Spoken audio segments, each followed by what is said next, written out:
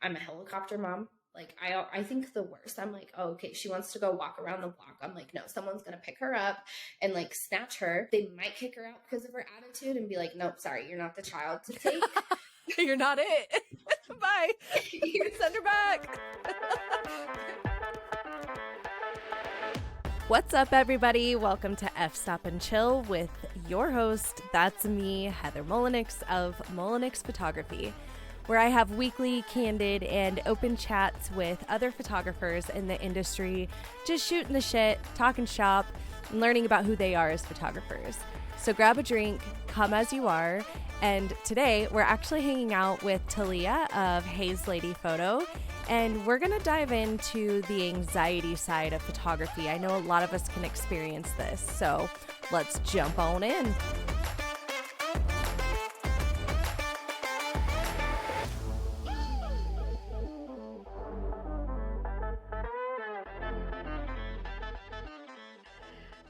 All right. It's actually funny that you're just talking about going to the gym, because now I'm like, I have not done yoga in a few days. And I remember on like my very first podcast on the Get to Know Me, I was like, I love yoga. And I do love yoga, but I just haven't been doing it because I just have been so excited to like jump into work in the mornings. Yeah. But I totally just created a bunch of reels before I got on here. And that in and of itself was like such a gnarly workout.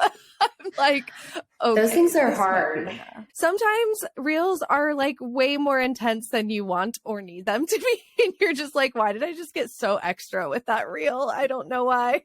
Yep. That's why I barely do them. So I'm on with Tahlia, as you all heard in my intro. And what's wild about this interview and guest is that, again, in my first little Get to Know Me episode, I had mentioned, and actually in the description of this podcast and the intro and the trailer, you hear me talk about how I met all of these incredible people at an event in Boise at Studio Boise.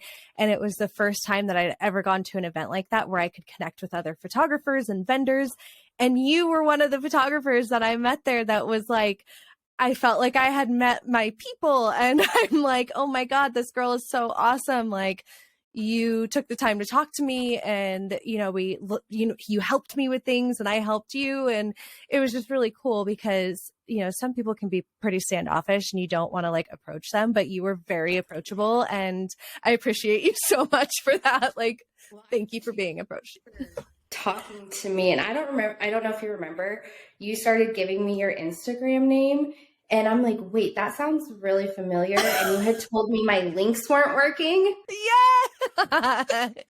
So. It was in that group. It was like a local photography group, just for some context for everybody. I think somebody was actually looking for a photographer. And as it goes in those groups, you get tagged and this, that, and the other. And sometimes I'll go in and I'll just be weird and start looking through photographers because I just want new friends. I'm like, yo, like, who are you? It's like a little dating profile almost. But I went to go like check you out on social media, and I'm like, oh no, none of this stuff works. Like, how am I supposed to find her? None of them. You're on there like putting yourself out there, and then I'm like, here's my stuff, and nothing works. It was very discouraging. I was like, just so you know, but I think I caught it pretty quick. I think you had only commented like 5 minutes prior, and then you saw and like immediately fixed it. So. Girl, on that I had only commented like 5 minutes prior. I had been sharing that link down for weeks. Oh no! Well, at least somebody caught it and told you. You're welcome. You can always count on me to be the person that will tell you. I so appreciated that. And then I felt so embarrassed too, but then it was cool to actually meet you in person. And it wasn't just like, someone across the country who's like, hey boo, your links are down. Yeah, no, totally. And then that you caught that, because I'm so bad when it comes to putting faces with names and remembering things like that. So I would have never, I don't think, put two and two together that, well, maybe, I don't know. I think I remembered your name too. Like as soon as you said that, I put it together, but I don't know if you hadn't said anything, if I would have just never known or remembered. I wouldn't, if I wouldn't have asked you what your username was, I wouldn't have because your name, like the username you have stands out. And so I'm like, I just saw that like 2 days ago. So. Where was that from? Cool. Well, tell me about you. So I always like to ask people, what do you shoot on and what's your favorite lens? I think that says so much about a photographer. It's like astrology signs for certain people. I don't know. It's so weird. Yes. So I currently shoot on a Canon. I have two Canon bodies, a 6D and a 6D Mark II. When I originally started out, I was on a Canon Rebel T6, I think. And it was my baby. My husband got it for me for Christmas. And I just had the starter kit. So you have like those really crappy lenses that came with it. And like all these little things that I'm like, what does this go to? What does this go to? What does this do? And so that's what I started on. And I didn't know the difference between crop sensor and a full frame. So like, I thought I was like highballing, like, you know, I was like, I have this camera, like it's so good. And then when I realized that there like was more, I was like, oh, well, dude, and Canon doesn't make it very easy either. They have so many different kinds of cameras that I'm just like, oh, where do you even begin on comparing what you want or what you need? Because there's just, once you think you know what you want, then you're like, oh, wait, there's another version of this? What the hell? What the fuck am I supposed to do with all of these options? Yeah, or you think they're all like similar. And I think that falls in line too with people being like, oh, like you're going to charge this much for taking photos, or, you know, I hear that all the time. And like, oh, we could just take it with our iPhones or this or that. And I'm like, yes, you could realistically, but you don't realize like the megapixels and all of that goes into it. But even now, my husband was like talking about cameras the other day, and he doesn't talk about them very often, but I told him, I was like, well, now it's mirrorless. Like everything is changing. And I feel like I want to stay with my DSLR. I always get like those words or letters mixed up. And I just tell him, like, they're like, it's an expense, you know, it's an investment. Yeah. And I'm showing it. And he's like, oh, that's not that bad. And I'm like, I would have told you that 3 years ago, you would have been shitting your pants. You know? But then I tell him, I'm like, if I were to go mirrorless, I'd either have to get a lens adapter, which is relatively cheap. I think they're like $99. Yep, I had to get one. Or you got a new camera. Yes. Did you get a mirrorless one? Yes. Which one did you get?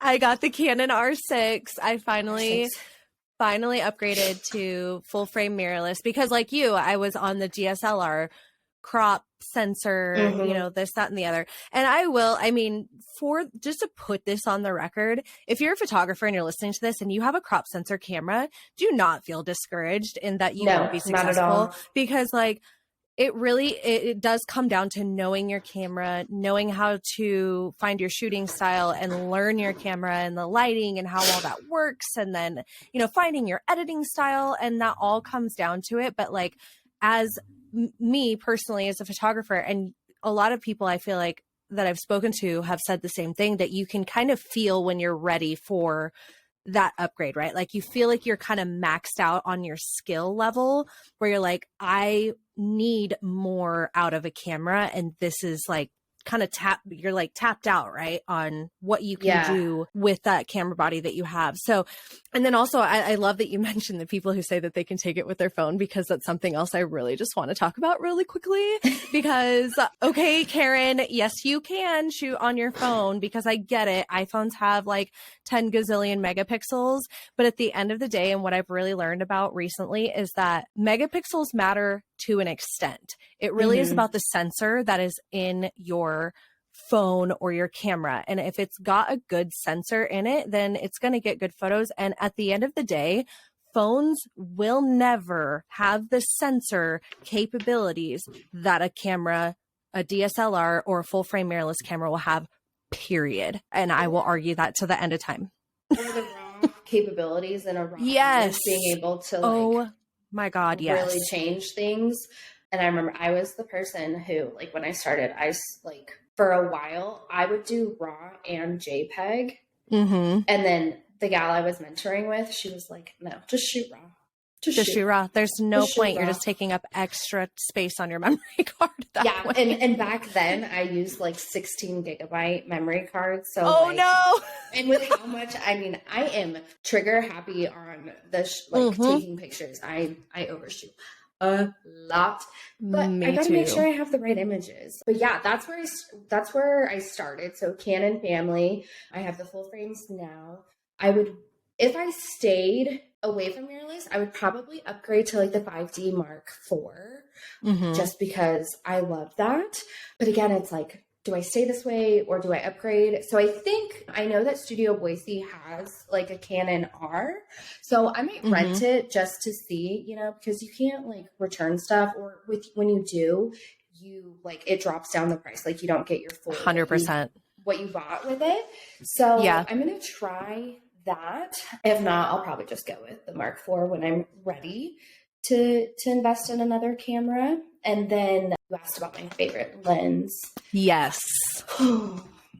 Gosh, what would be my favorite? It's so hard. I know. Like if you could shoot with one lens forever and that was all that you had, what would the lens be? If I could honestly shoot with one thing forever, I don't have the lens, but I've rented it a few times and have used the lens multiple times, is an 85. I don't know what it is about the lens. It's just, I don't know. It's always crisp, clean, and beautiful. I mean, obviously you have to take, some steps back because it's so up there.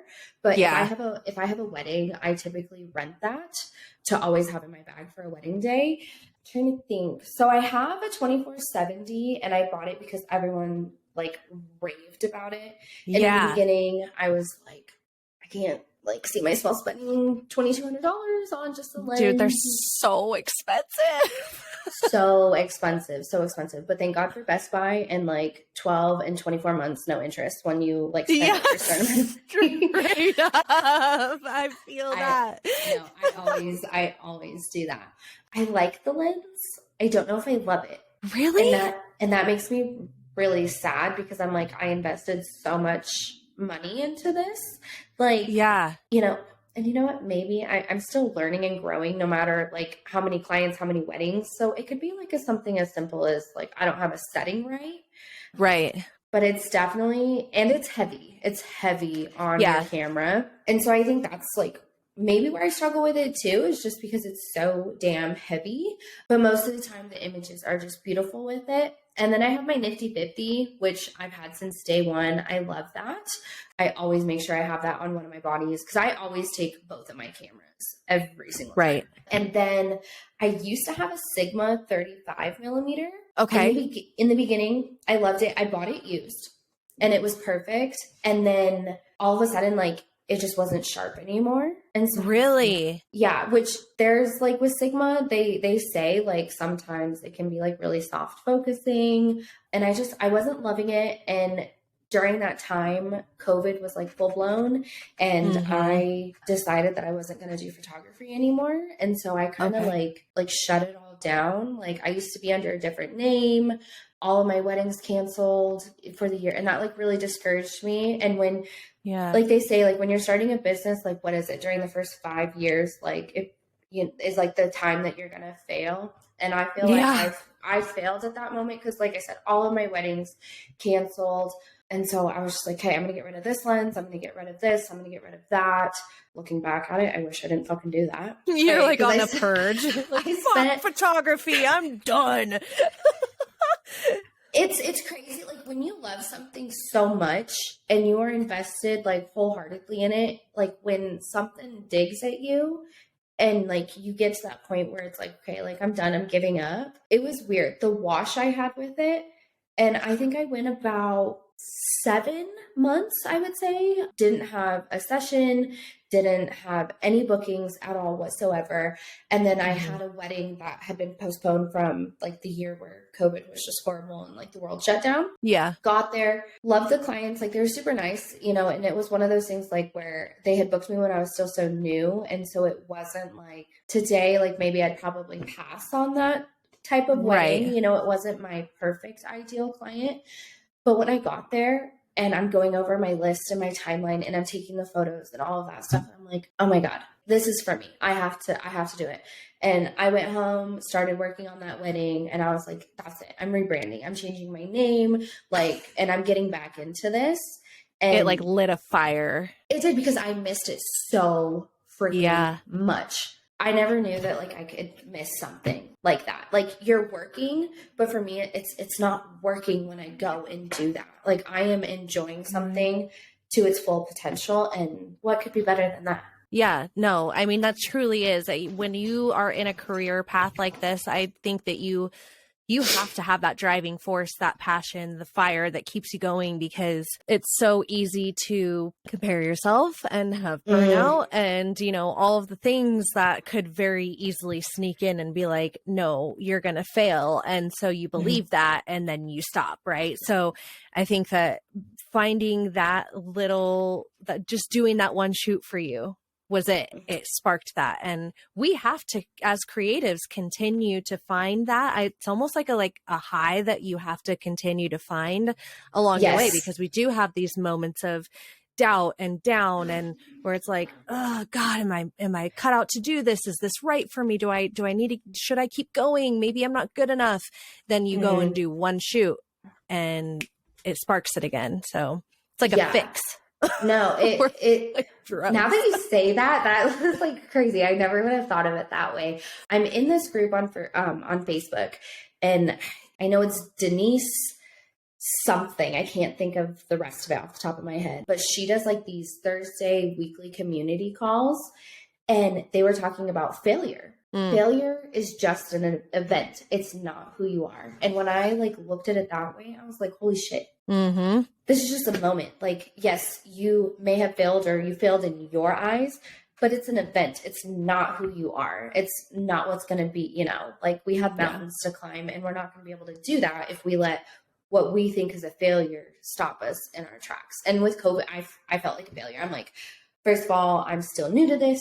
It's hard to get bookings as it is. Like people are going to go with better photographers, people who have been in the industry way longer, which a side of me understands, you know, because like when you're out there looking for photographers, it's like, okay, like, you know, how much experience do you have? I still find myself asking those questions when I pick photographers for my family.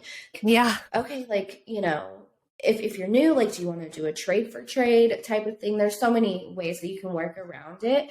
But yeah, no. COVID fucking sucked with that aspect of it, and just taking away like weddings and all of those things. And so I felt like I failed, but I've come out on the other end, and I still have so much more to grow. And now I'm like, okay, like my husband says, go buy a lens. Not that I need his permission, but you know. No, I get it. Trust me, I get it. I know exactly what you're saying. Like if that were to pop up on our credit card statement or in our bank account, my husband would be like, What's this what purchase? Did you do? Why did you do this? now too, they have so many things with like Klarna, Affirm, all those things. So I mean, they're getting with the times. It's easier to buy. It's almost too easy sometimes, where I'm like, this is bad, because eventually you have like all these afterpays and Klarnas, and then you're paying more than you would on just like a credit card every month. And I'm like, oh, well, fuck me, right?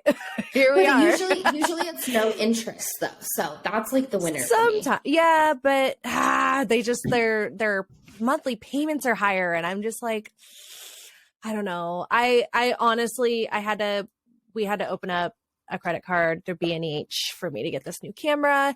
And we're trying to buy a house right now. So that if my real estate agent is listening to this, Wendy, I'm sorry. And if our financial lady, Susan, is listening to this, I'm sorry.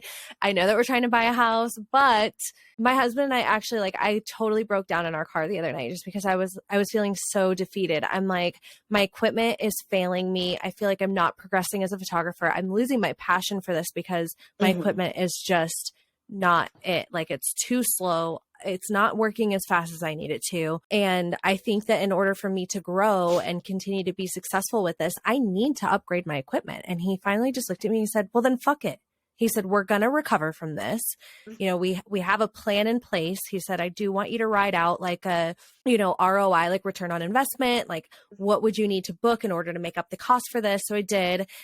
And I pulled the trigger. I got the camera. I got 2 spare batteries. I got a flash because I knew that I wanted to start shooting weddings and like indoor things. And then I was going to get the 24-70, but I couldn't split up the payment on B&H between 2 cards. And that's what I would need to do. So now I'm waiting for the card to come in, and then I'll need to call them to do a split payment on a new lens. So that's like the last thing that I need to get is a new lens. And I've decided to go with a 24-70 just because I do motocross photography and I also want to do real estate photography too. So I felt like that was my, like the best lens that I could go with that's more versatile, that I can use for indoor real estate, and then also great for making film, like short films out at the track, and, you know, being able to zoom as they're riding. Like it just, for me, it just makes sense over having a prime lens. I just feel like it's going to be a good overall lens, and I hope it's a good overall lens. It's just getting the hang of like having it be so heavy, you know, and you're like lugging it around. But it definitely is versatile. You get those super wide angles. You can get in tiny spots, you know, which I love. I end up always like just keying mine into 35. And then if I go super close up, then I go all the way to 70. It's just one of those things, like you're looking at people's reviews and you're like, okay, you have all these really good reviews and then you have all these really shitty reviews. And it's like, all right, going to take one for the team and just figure it out. And like I said, I still have I have so much more room for growth to be able to learn. I'm sure I could work with someone who's been in the industry for 5, 10 plus years and they'd be like, oh, you just need to do this. And I'm like, duh. I'm sure that anybody that you worked with in the industry would not talk to you like that. And if they did, then I will bitch slap them, like personally. Not mean like that. But like, you know, it's just more of a like, oh no, you like toggle this on. And I'm like, oh. Okay. And it's just like a duh moment where you're like, oh, I should have known that. Girl, you should have seen me with learning Flash, and I'm still learning Flash. And it's, oh my God, I'm not looking forward to that. I haven't even unpacked it. Like I bought the thing and it's just sitting in the box because I'm so terrified of it. I'm like, am I ready for this? I'm just learning this new camera. That in and of itself is such a huge upgrade that I'm having to like, I feel new again. I opened it up and I was like, I don't know what to do with my hands right now. Like I had to watch a whole last video on it because it was like all new. It's still a Canon and I still recognize this stuff, but I'm just like, this is such a huge upgrade from my T6S that I just don't know what to do with it. No, it's rough, but it's worth it. It's worth learning and all those things. But yeah, and Flash terrifies me to my core. And every time I'm like, oh, I feel like I'm getting it. I feel like I'm getting it. And then I get home and I'm like, your girl didn't get it. What is this? So have you ever shot on anything that wasn't a Canon? Like, have you ever played with any of your friends' cameras, like Nikons or Sonys or anything? No? No, I feel like every time if I meet with anyone, and I'm going to throw it out there, like I am such a loner. I have the hardest time making friends. I've struggled with that my entire life. I think I have a lot of trust issues because, you know, like there's a lot of people I've literally handed them the knife to stab me in the back, and it's, oh no, you know, so I have a lot of trust issues. And when I do, like, so getting with people is like really hard for me. It's like really out of my comfort zone. But for the most part, when I have gotten with people, it's on a Canon. I think I had one gal that I met with, she had a Nikon and she was asking me questions and I'm like, I was like, your screen does not look like mine. And so yeah, with that, like I've looked at other camera setups because I'm like, okay, like, you know, of course, like what could be better? But I also start realizing like, it's not the fact of this camera is better, this brand's better, that it's also the person learning the camera. You have to be able to know how to use your camera because you can all end up with the same output of what you're doing. 100%. But if you don't know how to use it, you're not going to get that. But I looked into Sony, and at the time, Sony's like really expensive.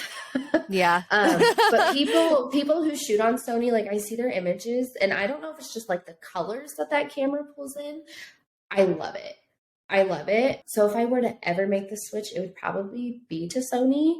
But I already have so much Canon stuff that it's just, yeah, it would be hard, like getting rid of all of the investment that you've made. That's Before I upgraded to the R6, it was a hard debate. I've got two friends who are photographers here that both shoot on Sony. They're like diehard, right? And then our friends just got a Sony to shoot at the track. And I played around with it, and it's fast, it's quick, it's awesome.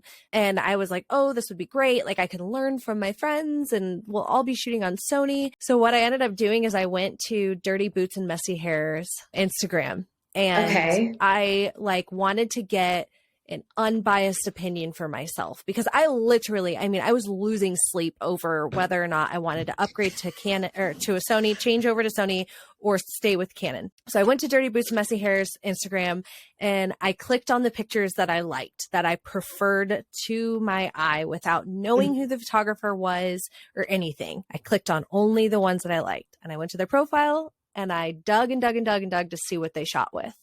100% across the board, they were all Canon shooters. And I'm like, okay, there's this a lot is more telling Canon me. than It told me something, right? Because I'm like, there's something about, so like you notice that the color profile on the Sony is different.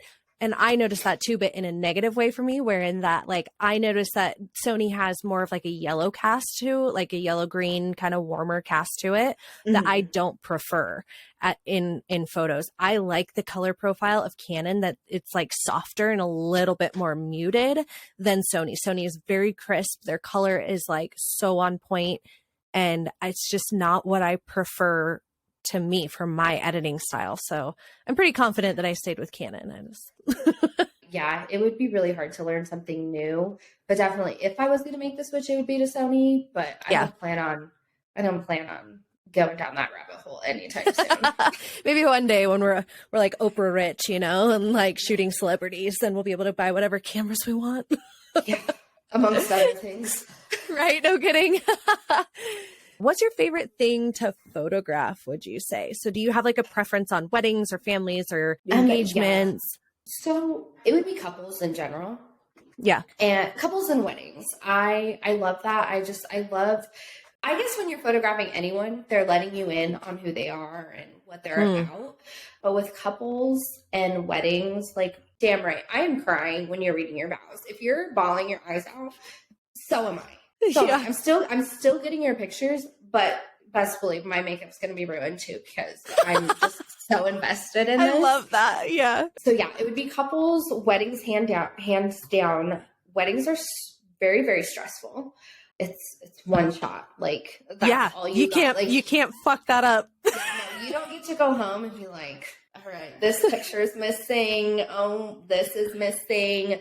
You don't get to do that. So that's like super stressful, but not only with the photos. Like, I love when I get to meet my clients, and like right before their wedding, about 3-4 weeks before, I'll go sit down with them, have coffee, have a cocktail or something. And I go over their day in depth. Like, they know exactly where I'm going to be. And I know exactly what's going on. I give my input. Sometimes I meet my couples way before that. Like, my summer wedding I had this year, I met her before, like, we haven't even done her engagements yet. And she's like, I don't even know where to go. Like, do I need to get a coordinator? Do I need to do this? Do I need to do that? And I'm like, well, I planned my wedding myself. So like, here's my pointers. And I made her this timeline, which I do for everyone for their weddings. And she's like, you made this so easy. She's like, are you going to go into wedding planning too? And I'm like, probably not. But I love being able to help. And as a photographer, knowing how the day flows, like you're able to be like, give them insight of like, okay, like here's a general wedding. Now here, do it this way. Not that you have to, all of it's, opinions. And if you don't want that, you can tell me to fuck off. That's fine. I'm just telling you what's going to flow better, so that at 8:00 when I go to get you for sunset photos, if we're in the heat of the summer and you're too intoxicated, or, your guests are pulling you aside and they don't want you to leave and all of this. So I'm like, if we go down this order, it's so smooth. And then you don't get home and realize when you get your gallery that you didn't get dancing photos because we waited so long for something. Yeah. Yeah. So even though it's super stressful, that's what I love. I take photos of families, love families, but let me tell you, when I'm dealing with other kids that are not mine, I want to pull my hair out when I'm dealing with my kids at photos. But when it's there's a patience there that I'm going to tell you this mama don't have. I don't. I think it's worse for like families. It's kind of an across the board thing that I'm learning, that people who are parents and photographers don't prefer to do families. See, now my husband and I, we don't have kids, and we can't have kids. So we very much so enjoy everybody else's kids. Now, granted, I do not do well with kids who are assholes, and we've been very fortunate in that we've shot families and most of them have been friends. So I haven't really dealt with other people's kids yet. Yeah. I don't prefer to shoot families, but I will shoot families. I do well with kids, and I like to just kind of have fun with them because I'm kind of a big kid myself. So maybe that's why I do so well, where I'm just like, I'm super immature, and that like I will get down and look for bugs with your child and also take pictures of them. Like, I don't know. I love that. And I do family photos. It's typically like my minis that I do like once or twice a year. Or if I have clients, like wedding clients or couples who obviously like expand their family, like I obviously want them to come back to me. And I think it's a little bit different when someone comes to you year and year and year and year after year after year, because like I get to watch them grow, but you also start to get to know those kids, right? Yeah. But then also at the same time, like anyone who knows me, I have a really, really, really potty mouth. And so like there's times where I have to gauge stuff and I'm like, oh, I just said that. And I'm like, oh God, you know, and then I'm like, with what people have seen from me, like you have to know at this point, because I mean, everyone stalks people nowadays. Like, yeah, 100%. You're gonna find, whether you're going to their business profile, like from there, I'm weird. I'll like be on the business profile and then I'm like, do you have a regular Facebook? Do you have a regular Instagram? Like, let's see what you're about.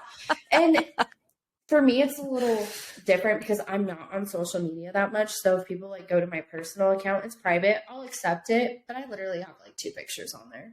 Yeah. So you make stalking really boring, is what you're saying. Yes. And my husband, he's like, I know, like you need help with social media and all these things. And he's like, I'm not great at it, but I'd be willing to help you. And I'm like, well, like, we're so boring. Like, what are we going to do? What are we going to show people? I have no idea. I love when people showcase their life and let you in on it. And I let people in on it a little bit. I tend to do it from my photography account because that's just where I'm at mostly. Same. It's really hard managing 4 different freaking accounts. Yeah. I don't have the time or energy for that.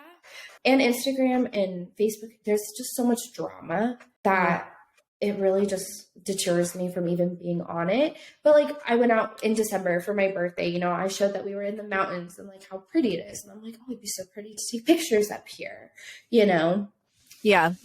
But the social media game is hard. And like, but I feel like in order to get more clients, like I need to show up more. I've been saying that for like 3 years now and I still haven't done it. It's hard. It is. It's a balancing act for sure. Putting yourself out there on social media in order to get more clients is kind of crucial in our world now. That's just the world we live in. It's scary though, because you have so scary that is judging you. And I'm like, well, maybe if I had like more aesthetically pleasing things going on, but then I realized like, that's not everything. And no shame to any photographer out there who does the like, I don't even know if you've done it. I'm not sure, but like start a day with me or whatever. And you see them like stretching out of bed and like getting ready for the gym. I have not done that. And I'm just like, I think you're overthinking it. I think you're overthinking. No, maybe I follow too many accounts that are like that. And I like watching it. But then at the same time, I'm like, I know damn well you have to go set up your phone, hit record, climb back into your bed, and look like you're waking up for the day. Like, it's so true. For me, that's just too much. And I wish I had like the perfect lighting coming into my house. And I think that's something like I've had to step back to. And like we're real people. Not everyone has a super, super clean, aesthetically pleasing house. Like one day I will. And, it might be like 50 or 60 before I get there, but that's okay. And sometimes, but going back to like who I shoot, what I shoot, because that just sounds so weird. It's like, if I were to let more people in, like, would I get more clients, or would I be more like on the family side or this or that versus, seniors and stuff like that, like just showing my life more. But again, it's hard for me. It's an anxiety thing for me to like get on Yeah, and no, talk. 100%. I can feel that. I can feel it when you talk about it, but like it's easier said than done, right? Like, don't overthink it. And I think that you're consuming a lot of what you think should be, right? Because you're consuming what you think will be successful, and then you feel like you have to do the same thing to also be successful, which is not true. Like, you need to get on and be yourself. Like, even if that means getting on and talking openly about your anxiety, people will be so attracted to that because you're speaking your truth. And I mean, do you have a blank wall in your house? I'm looking at something right behind you that is aesthetically pleasing enough to be able to record a reel in front of. Like, you don't need to have the background. You don't need the stuff. Like, no, I'm telling you, wall has been through some shit. I mean, there are literally people on, like, Cassidy Lynn. I follow Cassidy Lynn on Instagram, and I think all of her reels, I think she just has a blank white wall behind her. Look at her reels. There's nothing behind her. And that's where that's where I have to stop and be like, I'm a real person. This is real life. And if I want people to know me, they have to see me for me. And like you said, show your truth and not like go out of my way to make it seem fake. Cause I'm far from fake. I do not like fake people at all. Like, just ask my husband, ask my kids, ask anybody. Yeah. Like, I'm not the type of person who can play that game. But no, like, and I have this office now, and I was going between orange and this emerald green. We had a situation in our house. We ended up having bed bugs. Gross. Oh no. And this wall behind me had beautiful like wood shiplap or like wood pieces. And what was really weird is, for some reason, the bugs decided to go in the cracks of the wood as opposed to beds, but they were bed bugs. What? So, and my husband, like, I don't know what he did. He did liquid nail on all of it. And so when we were tearing them down, I mean, there was just rips in the drywall all over. So my dad came over and put drywall over drywall, and then like mudded it, sanded it down, and then we painted it. So I definitely like, this is like my little saving grace. It's my little spot. I need to get in here and do stuff like you said. I have an aesthetically pleasing space here. This is my own space. It's the fact of like getting over that like hunch of like, oh my God, are people going to actually view this? I did like 1 or 2 reels and maybe like a couple hundred views, I think, maybe 1,000, maybe that. But it was so nervous, and I can't tell you how many takes I did. Like 20. I mean, it's so hard not to overthink them. Like, I've gotten in, they do say that the more you do it, the better and easier it gets, right? It's the same with photography. I understand your anxiety more than a lot of people probably do. And that's why we're here today on this episode talking about it. Like, it just so happens we're here talking about anxiety because this wasn't even anything that I had on an episode list. I made a list of episode ideas when this podcast came to life, and this was not one of the things on here. And I think that that's what's so great about connecting with other photographers and like just having these casual conversations in the DMs, because that came about this episode without even a plan for doing so. So I think that there's so many people out there photographer wise that do struggle with anxiety. And I very much so believe in, putting out the truth so that other people don't feel so alone. Because I was just talking to my life coach and friend, Joey, last week at our session and telling him about Cassidy Lynn. And because he asked me, he said, write down the name of somebody that you admire. And that was her. And then write down what you admire about her. And out of those things, I said, I love that she's so successful. I admire that she's successful in what she's doing, that she's running such a successful photography business while educating people. She's able to travel, and, it seems that she manages her time well, and she has mentioned wisely on her podcast. Yeah. And she has mentioned on her podcast that she enjoys doing time management and things like that. And that's something that I admire about her, because that's not something that I have. Yeah. And, he said, okay, like, I don't even remember what he asked me, but I said, in a perfect world, I too would like to be able to manage my time efficiently so that I'm not just flying by the seat of my pants constantly. And he could tell that I was getting kind of down about it as I was talking about it. And he said, Heather, you realize that what she's putting out on the internet is not what, like, she's facing things too. She's facing her own struggles and her own hardships that she's not showing on social media. And he said that, right? And I know that to be very true for literally everybody else on the internet, right? Like, I know that social media, what you see is not what you're getting.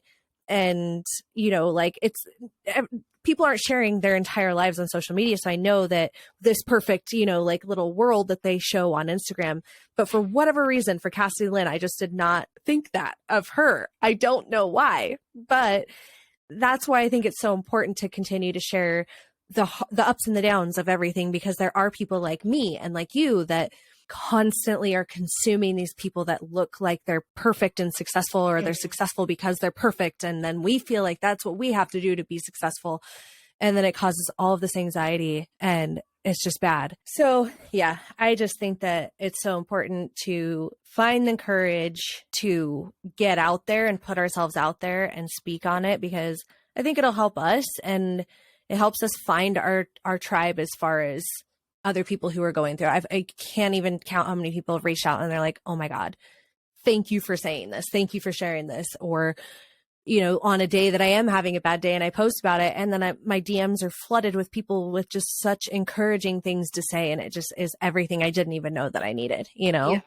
So I don't know. I think that aside from your reels and stuff, like, when you told me that you meet up with your people before weddings, I immediately was like, oh God. No, that's how girl, that's how I feel like going to the meetings. And the thing is like, it could be like so daunting, but then I get there, and after, you know, like, whether it's coffee or an actual, you know, alcoholic beverage, I leave when I'm done, it's all said and done, and I'm like, I didn't die. Yeah. Like, why was I so stressed out? You know, like, why did I do that to myself? Every time I go, I have a great freaking time. Every time I meet with someone that I've never met before or anything, it's like, it's not that bad. Sometimes I have to take my medication because I've worked myself up so badly. And sometimes it kicks in, sometimes it doesn't. But at the end of the day, like, I'll be driving home and I'm like, I didn't die. I'm still alive. Like, why was I so scared? Why was I so scared? And in those meetings, I stumble over my words. I'm like, what was I saying? Or we'll get off topic, and then I'm like, wait, where were, like, what? Like, yeah. But no, it's a scary task. But that for me is knowing, I want my couples and any client to know, especially for weddings, like, they're paying upwards of thousands of dollars. Like, I want them to know that they're actually getting a real person, and like, I'm not just taking your money, and I'm not going to show up. Like, I want you to know I'm a real person. I'm here. You know, you can reach out to me. Like, I'm here to help you in any way, capacity, shape, or form that you need me to, you know, like, so that's why I meet with them. But no, it is gut wrenching every time I pull up to the coffee shop or wherever we're stopping at. I'm like, oh my God. They're going to hate me. Yeah. I posted a poll on Instagram today and asking, you know, who as a photographer has anxiety and experiences that. And then the next slide, I asked, to what level do you have that anxiety? Like, what is your anxiety? Because I know that anxiety can mean so many different things to so many different people, right? Because if you haven't experienced a certain level of it, then I almost feel like anxiety needs different terms for the different levels, because where my anxiety is sensory overload thing. So when I am overloaded with different sounds and places, or like, you put me in a restaurant with the glasses clinking and other people talking and with somebody new and the lights and everything else, it's suddenly I'm completely disassociated. And what I call blacking out, which I'm learning could maybe be a form of like amnesia in a sense, which is crazy. And it's called freezing, and it's a trauma response where your brain just basically freezes, because that is its natural reaction to any sort of stimuli. You know, obviously there's triggers and whatever else. And I kind of roll my eyes at the word trigger because personally I've never been able to figure out what my triggers are. And it's just irritating to me probably that I can't figure that out. But I do know that sensory overload is my thing. And like yesterday I was talking to you and I was just so out of it. I couldn't even work. I literally was laying on the couch. I couldn't focus on anything. It was so bad and I was so miserable. And I'm so glad that I came out of it today. Otherwise, I probably wouldn't be able to be recording this. But that level of anxiety to me would be considered extreme. And that's what happens. And with this line of work, having to make those connections with people, having to figure out how to stay focused and remember poses and prompts and things like that. And being the professional that shows up and sits down with their clients, those are all things that are so important. And what's wild to me is that like, I'm still pushing forward in this career regardless of it. And I'm now realizing, like, probably just right now in this moment, that it's photography that's kind of my saving grace, and that like, I wouldn't be working so hard to fix my mental health and find out how to make myself better if it weren't for this, because I have such a passion for photography that I don't want my brain to win. I don't want the anxiety to win. So I'm going to go find out what I need to do to fix this so that I can continue to do this job and do it well, because I don't know what I'd do without it. I agree with that wholeheartedly, having like your photography being your saving grace per se. Cause like I said, I'll stress out, you know, the normal, like, or, you know, maybe I'm having an off day and it's like, oh, I have to go do this. But man, once I get to that shoot and I start talking with my clients and we start laughing, it's like, there's not a problem. And then I'm driving home. Yeah. Everything's fine.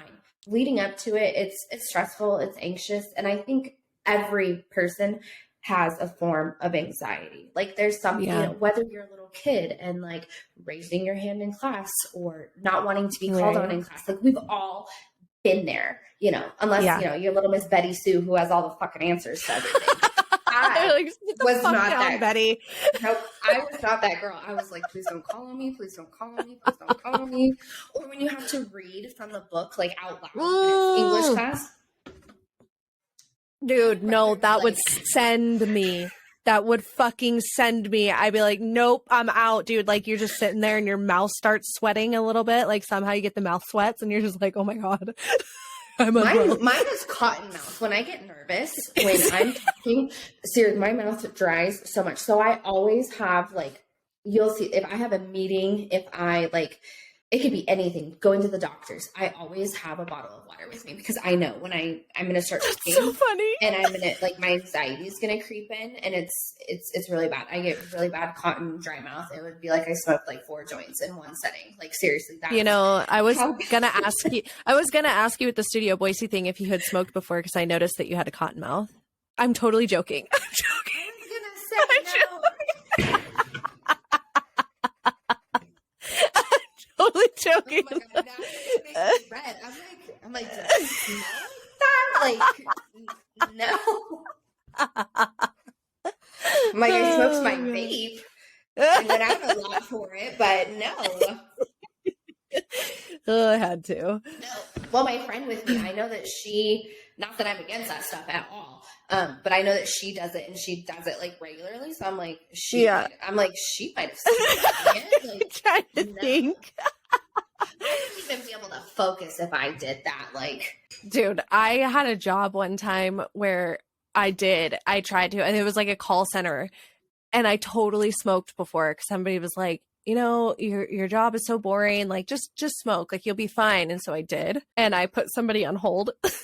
And I forgot that they were on hold for like 15 minutes, dude. I was like, oops, I should not smoke again before I do this job, because they waited. They sat there and they were troopers. And I came back and I was like, no, I'm sorry. Straight up.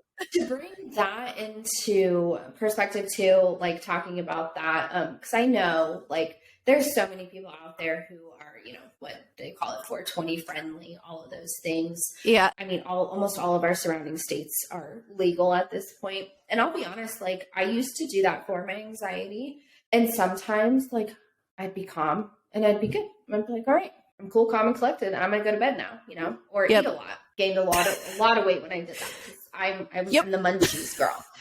But then there was one time where I did it because, I was like, I just need to calm down. Like I need to, zen, and it spiked my anxiety through the roof. Like my heart was racing more than it already does. And I'm like, I can't do that.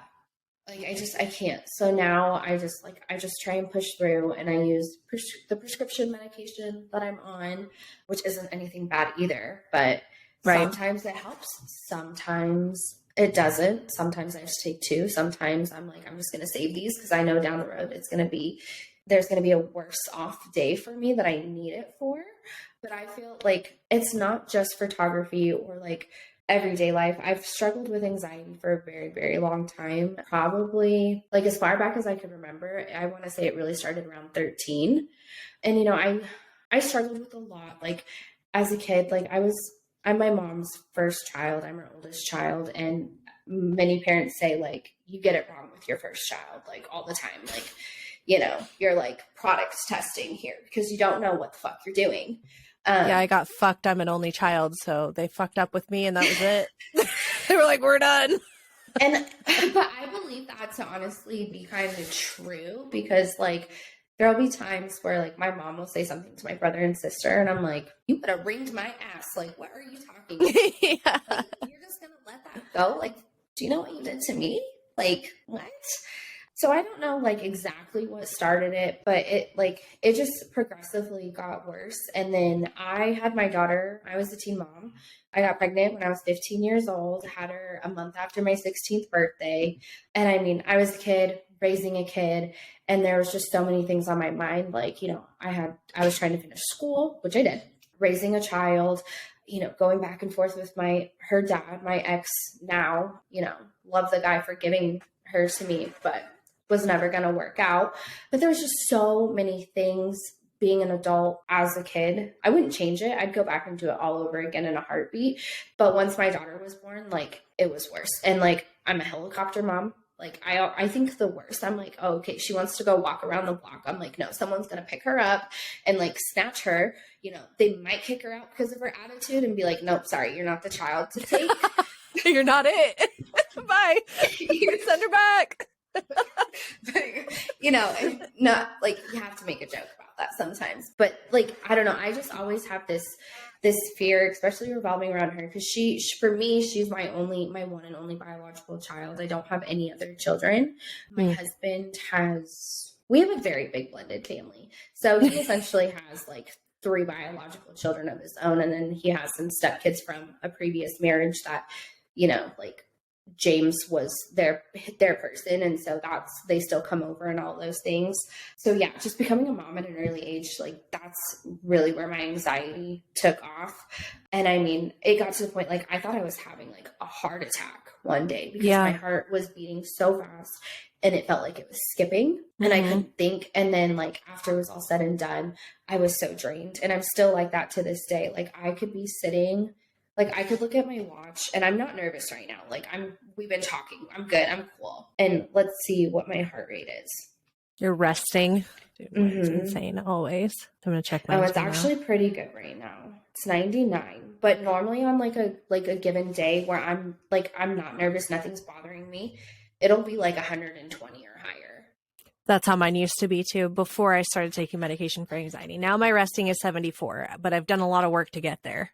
Yeah, no, and it's rough because like, you're trying to do things like where you don't want to be on medication, all of those things, especially when you're like trying to be out in the world and talking with people. And especially like if that's what makes you nervous, like at a day job, I'll call it a day job, my old day job, I had meetings all the time. And I kid you not, like I was on my anxiety meds every single day because I could not fathom, like I was going to get asked a question and if I didn't have an answer, and all my thoughts and like my answers are just, and if I didn't say the right thing, like they were very rude to me. So I would think that meeting with people and going and doing photos or going to a studio would be like super hard. And it is hard getting there, but once I'm there, it's fine. Like, it's crazy. Like once you actually start connecting with people, it's crazy. I don't know. Maybe it's just being with your people who are there for the same the same thing, to be creative, you know, and to come up with concepts and ideas of like, oh, what can we do next? You know, because it's always you go and do this and it's like, okay, what can we do next? Because that was so good. And that high was so good, you know, like how can we get even higher? Like you were saying. But yeah, it's crazy. The whole anxiety thing. Like my husband always tells me, and I get really mad at him. He's like, when you get older, I think you'll like, when it comes with age, like as you get older, you'll grow out of it. And finally this last doctor we went to, and he's like, did you have childhood trauma at all? And I'm like, you've got that? Like with what I just said? Like that's all I have to say? And I'm like, can you tell my husband that? Like, look at him and tell him like, this can be like an actual genetic type of thing. Like this isn't me just stressing out about like something that I can't control. Like there's anxiety in my brain. And I read up on some stuff too, where I can't remember what it was called, but there's like a form where basically your brain is like stuck on fight or flight mode. Like there's something that's not closing at the end of a wire or, you know, whatever, like what's in our brain, you know, the little squishy stuff. And it's just, it stays open or it stays shut. Like, and your body doesn't know, like the chemicals in your brain don't know how to be like, no, hey, like this isn't a scary thing, you know? And so like the more I research on that, I'm like, okay, like I'm not crazy. That's just, I think coming down to it and making like just knowing that I'm not crazy and there's other people who truly, truly suffer with it makes me feel better. But then it makes me feel bad because I'm like, I don't ever want someone to feel the same way that I do. It's awful. Yeah, no, I wouldn't wish, just like you had said yesterday in our messages, that you wouldn't wish this on like your worst enemy. Mine got to the point where I couldn't even go to the store without throwing up. I mean, I'd have to go find the bathroom because my fight or flight would kick in. And I'm like, I never used to be like this. There was something that triggered all of this when I was like 26 years old. Before that, I was a social butterfly. You could put me in any situation and I would be just fine. And then something happened and it fucked with my squishy things in my brain that my brain suddenly was like, nope, we're not going to fire on all cylinders anymore. This ain't working. I'm just going to go haywire. And ever since then, I've been trying to figure it out. And I'll have to send you a DM of this thing that I actually just saw today that I'm like, wow, that actually looks interesting, because I've been considering going to see a neurologist because my brain has just felt so off and I'm like, this can't be normal. But it's a neurofeedback place. Okay. I don't know if you've ever heard of neurofeedback, but it looks pretty interesting. I won't go into great detail. If you guys are listening and you're curious about it, because I know that we have listeners everywhere, but it's called neurofeedback, and they just attach these things to like the top of your head and your earlobes. And the way that this gal described it is that it's meditation on steroids. So it's basically just retraining your brain how to respond to certain things. And it helps with insomnia, anxiety, depression, forms of autism. Like it doesn't cure these things, right? It's just helping to balance out your brain more. And I'm like, okay, I really need to look into this, because I think that goes hand in hand with the stuff I was telling you yesterday, the EDMR, I think are the acronyms for it. But when my doctor recommended it, I was like, you know, I really don't want to open that can of worms right now. Like, you know, it's like a big commitment. Yeah. It's 100%. That's scary. You know, like you're dealing with things on a daily that you're like, okay, is this going to make me anxious? Like, am I going to have a panic attack? But when you know that you're going to go and try and find the source of that, when you're struggling, I'm like, no, I've been to therapy. I've been to like regular counseling, and I'm a huge advocate for it. I love being able to talk to someone who doesn't know me, because then I can lay it all out. I can cry. I don't feel awkward. I don't feel judged, you know, and they, for the most part, like try to help you understand what you're feeling as opposed to tell you what you should or shouldn't be doing. But I mean, I can tell you, like 10 years ago, gone to counseling, and, you know, I put the Band-Aid over it, thought I worked through it, went to counseling like 5 years after that. And I'm like crying over the same thing. And I'm like, I thought I fixed that. I thought I fixed that, but you just ripped the Band-Aid off, and now I'm bleeding. Now I'm a mess again. So his recommendation, I'm like, I don't know if I want to do that quite yet. You know, like one day you really have to be mentally prepared for that. Yeah. Yeah. And I'm not right now, because it would just drain me. And so like, and my husband too, he's like, well, you should do it. And I'm like, I'm not ready for that, because there's also things when you're going back and kind of like reliving trauma or trying to figure out what happened to make you feel a certain way. Like there's things that you black out. And so when you're opening that door to like, you know, like did something happen? What, like it could be something as a car accident. Like, were you in a car accident? Like, I do not like driving. It scares the fuck out of me. I do it, but I don't. And that holds me back in my photography, like hands down, holds me back. I don't like taking things out of town. I don't like driving in the mountains. My husband so graciously will go with me if I need him to, but then I feel bad. I'm like, he's going to go sit in a hotel or like just hang out in the car for 3 hours while it just makes me feel bad. But that's something that holds me back. And I'm slowly working at like progressing. And when I say like driving, girl, I mean, I haven't been on the freeway driving myself since I got my driver's license, since I passed that test. I have not taken the freeway since. But you're okay being a passenger? Yeah, I mean, my husband scares the shit out of me when he drives. But yeah, like hands down, I can be a passenger. I mean, there's things that scare me, but it's the fact of when I'm driving, I think my biggest fear is like if something makes me anxious, I truly get to the point where I don't know if I'm holding my breath or my heart's beating so fast and I'm trying to calm that down and it's draining everything in my brain, and in my body to where I feel like I'm going to black out. If I black out, not only could I kill the people in my car, I could kill people around me. And so that is why I withhold from like doing those things. Cause like, I don't want to put anyone else in danger. I've noticed like when my kids talk to me in the car, like if I'm driving with them and they talk, I'm like, all right, you have to, I understand we're having a great conversation and might not be loud, but I'm like, I have to focus. Like, so I think with sensory overload, I totally 120% relate to that because like you take me into like Texas Roadhouse or something and I'm like, I can't have a conversation. Like I can't hear my own thoughts. That I get dissociated so bad. I'm just like, I'm not there. I'm there, but I'm not there. You try to have a conversation with me when I'm disassociated like that and sensory overloaded. Count on me not remembering anything. Like all of the conversations that I had with you guys at Studio Boise, I could not tell you a single one of them, but I remember meeting great people. But there was a lot of people there. There was a lot going on. There was, shooting in a studio for the first time and trying to figure out lighting and there was chaos everywhere. Right. So I remember very specifically meeting like you and all of the people that I met, but the conversations that were had, don't remember. Just at all. Right over your head. And I relate to that too. I had a friend with me who went to that one. You met her. Her name was Ashley. And she struggles with anxiety. Like she shakes a lot. And and she does. We've openly talked about this. So she wouldn't like, oh my God, why did you say that? And I tell her, I'm like, girl, calm down. Like, you're good. You're with me. Like, I'm an anxious bitch too. Like, calm down. And that was when I started to realize like, okay, more people like truly struggle with this than I realized.